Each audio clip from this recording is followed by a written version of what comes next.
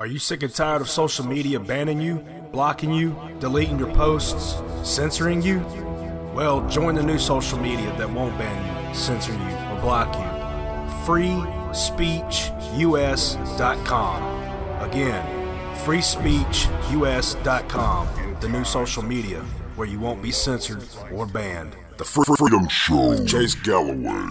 Detroit News slams Joe Biden and Kamala Harris for political and dangerous vaccine rhetoric. Joe Biden and Kamala Harris are fear-mongering about the Trump administration's efforts to develop a life-saving vaccine at a record pace, despite public health experts like Dr. Anthony Fauci, Dr. Deborah Birx, Surgeon General Jerome Adams, and others saying that the vaccine development process is following the science and free from political pressure.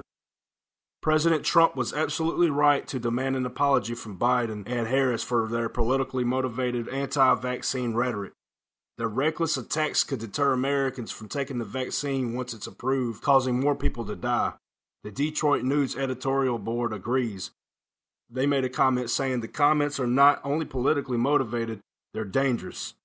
If you care more about protecting lives than politics, you're rooting for COVID-19 vaccine to arrive at the earliest possible moment. This virus has already killed too many people, and having a shield against it will be something to celebrate. Unless, apparently, if you're on the Democratic presidential ticket and worry that a vaccine that comes before the November election will boost the re-election of President Donald Trump.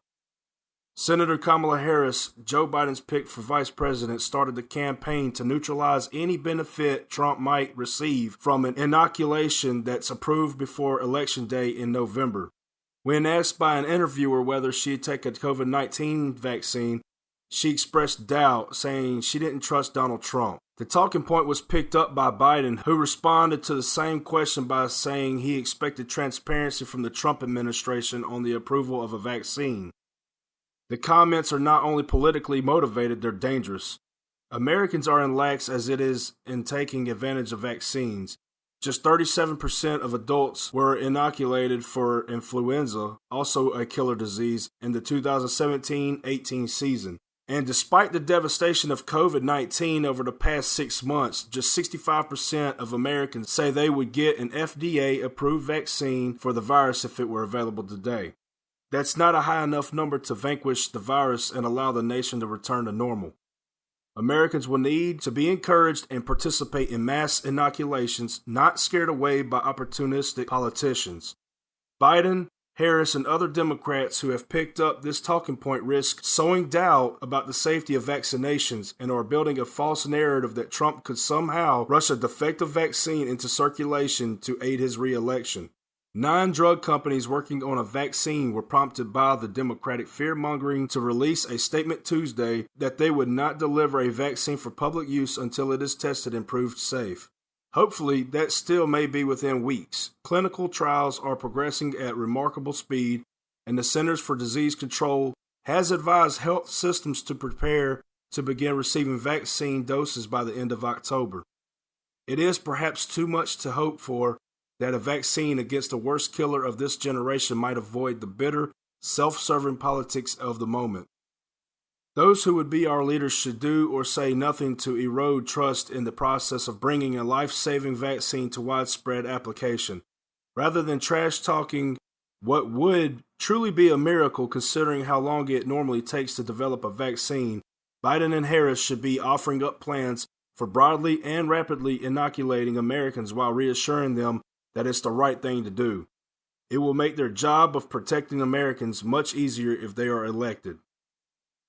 Of course, if it ain't from the Democrats, they don't want you to take it. They don't want you to even try to get better because they don't want you to trust it, right?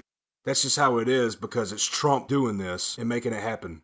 Moving on to NAFTA talks. Pressed by Jake Tapper, Joe Biden fails to take responsibility for supporting NAFTA. Biden has no good answer for his decades-long record of supporting terrible trade policies that closed American factories and shipped jobs overseas. He said he's proud of his vote for NAFTA, despite the hundreds of thousands of jobs lost, and has never apologized for cheerleading for China to receive most favored nation trade status and join the World Trade Organization. When CNN's Jake Tapper pressed him on his support for NAFTA, during an interview today, Poor Joe Biden fell apart like a house of cheap-made in China cards. Biden refused to take responsibility for supporting and voting for NAFTA. Instead, he falsely claimed he opposed it and blamed President Bush.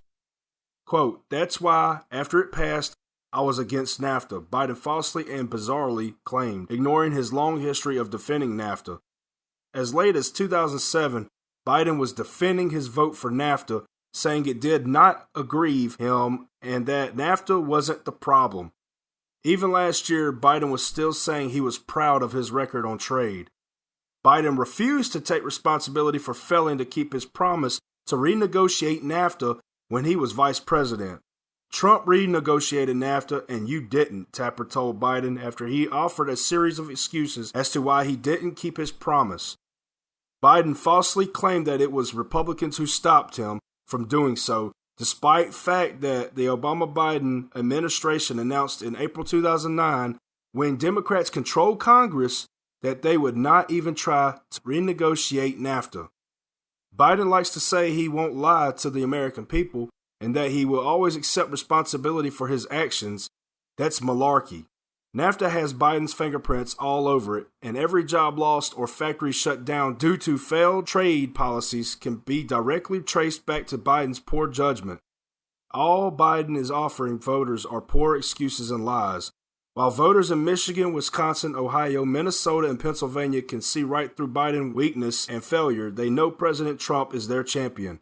He made a promise to renegotiate NAFTA, and unlike Joe Biden, he actually did it. Thank you for tuning in today. This is The Freedom Show with Chase Galloway. Tune back in next time for more news, politics, election cycle information, and much more. Hey everybody, we all just want to be on social media and never have to worry about being in Facebook jail or censored on our posts. Well, guess what? FreeSpeechUS.com is a new social media that is for free speech. You will never be blocked. You will never be banned. You will never be censored. You're free to post and share whatever it is you want to post and share without having to worry about being locked up on Facebook jail. We won't never do that. FreeSpeechUS.com. Come sign up today. Come connect with new friends and like-minded folks. And feel free to do whatever it is you want to do and not have to worry about none of that. Come join FreeSpeechUS.com today. FreeSpeechUS.com. FreeSpeechUS.com. FreeSpeechUS.com. FreeSpeechUS.com.